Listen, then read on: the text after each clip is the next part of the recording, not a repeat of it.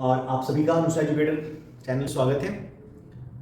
और आज हम एक नए टॉपिक लेके आ रहे हैं। वैसे तो ये टॉपिक 7th क्लास और 9th क्लास के लिए है, लाइन्स एंड एंगल्स, लेकिन इसका यूजेज जो है वो क्या है, बहुत सारे क्लास अलग अलग क्लासेस में हम कर सकते हैं, हर जगह यूज होते हैं। बहुत ही सिंपल सा टॉपिक, लाइन्स एंड एंगल्स। तो मेन चीज़ें हमें इसमें देखना है कि लाइन्स क्या होते हैं। पहले हम लाइन्स के बारे में डिस्कस करते हैं। तो डिफरेंट काइंड ऑफ लाइन होता है, तो डिफरेंट काइंड ऑफ लाइन जो है उसको हम यहाँ पे डिस्कस करेंगे। ठीक है, तो पहले तो हम समझते हैं कि लाइन क्या होते हैं। तो लाइन जो है हम उसे कहते हैं कि that has no end points. Line has no end point, line का कोई भी एंड पॉइंट नहीं होता है। मतलब लाइन को हम इस तरह से एरो बना के दिखाते हैं, मतलब इसका कोई एंड नहीं, दोनों बोथ एंड जो इसका क्या होता है, एक्सटेंड करते रहते हैं। और इसमें जब हम आते हैं तो बहुत सारी चीजें हैं, जैसे हमारा क्या होता है, लाइंस और एंगल में हम पढ़ते हैं। एक तो लाइन हो गया हमारा लाइन सेगमेंट। तो लाइन सेगमेंट क्या होता है, लाइन का कटा हुआ पार्ट। ठीक है, the part of line is called the line segment.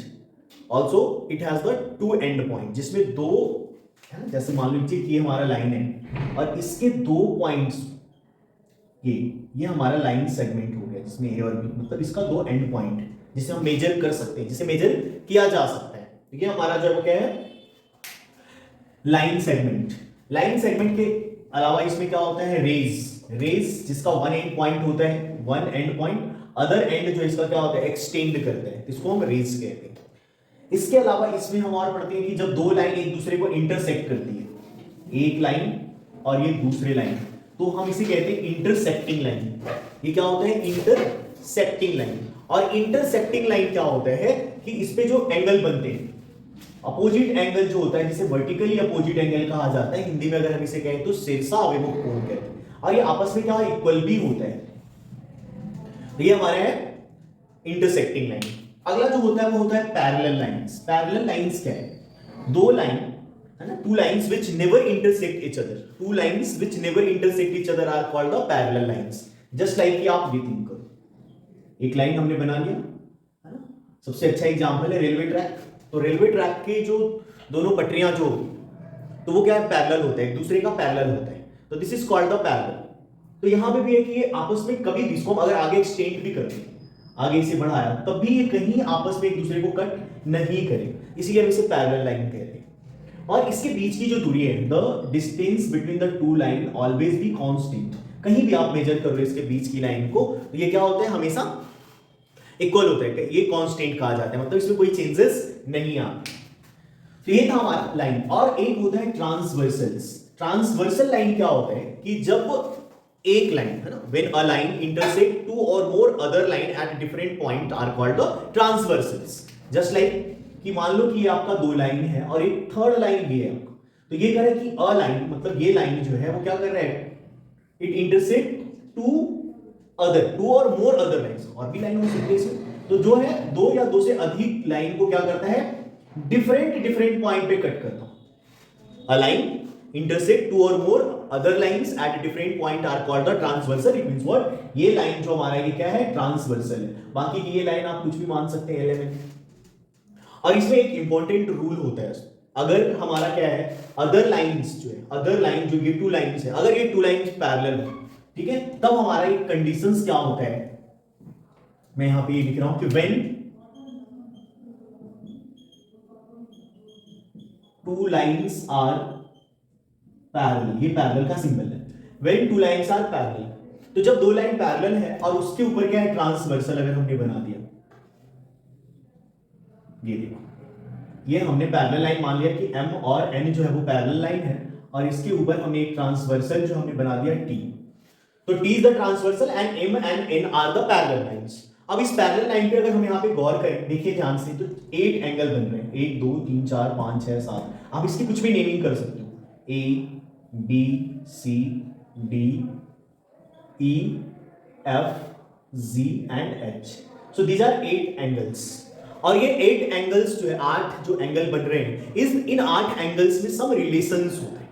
So relations क्या है कि यहाँ पे सेम साइड में B और F को आप देखिए, B एंड F आपस में क्या होता है, इक्वल होता है, B is equals to F, B और F, C और Z, ठीक है। सेम अगर हम दूसरे साइड पे आते हैं, इस साइड में, तो क्या हो जाएगा, a is equals to e, a equals to e, d equals to h, and this are called corresponding angle।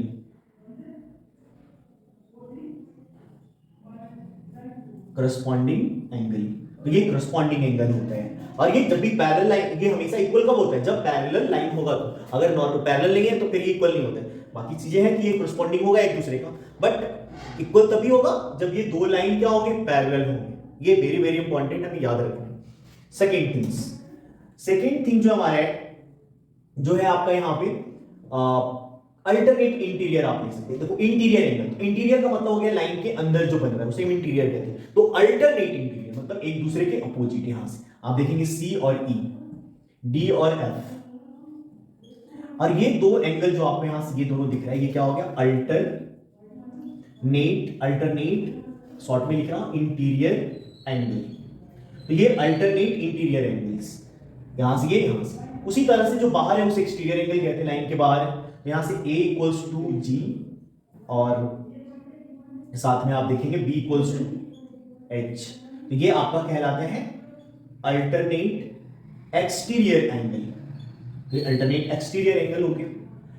एक और इसमें पार्ट होता है जो इंटीरियर, सेम साइड इंटीरियर में होता है। जैसे आप देखेंगे d और d plus e, same side में d प्लस e, दोनों को अगर हम ऐड करते हैं तो ये 180 डिग्री के इक्वल आता है। और ये C प्लस एफ अगर आप ऐड करेंगे तो ये भी 180 डिग्री का आता है। और इसको कहा जाता है को इंटीरियर एंगल। को इंटीरियर एंगल, तो ये हमारे लिए वेरी वेरी इंपॉर्टेंट है, क्योंकि को इंटीरियर एंगल कई सारी जगह जब आप पैरेललोग्राम्स वगैरह पढ़ेंगे तो वहां पे क्या यूज होता है और इसके एप्लीकेशंस का यूज। तो ये सारे पार्ट्स होते हैं एंगल्स में। तो जितने भी तरह के आप एंगल्स यहां पे पढ़ेंगे, ये सारे इंपॉर्टेंट पार्ट्स हैं, जितने को interior angle, corresponding angle, alternate interior angle, sorry vertically opposite angles. हमने पहले ही पढ़ा कि जब दो लाइन एक दूसरे को क्या है, कट करता है तो क्या बनाता है, वर्टिकली अपोजिट एंगल्स बनाते हैं।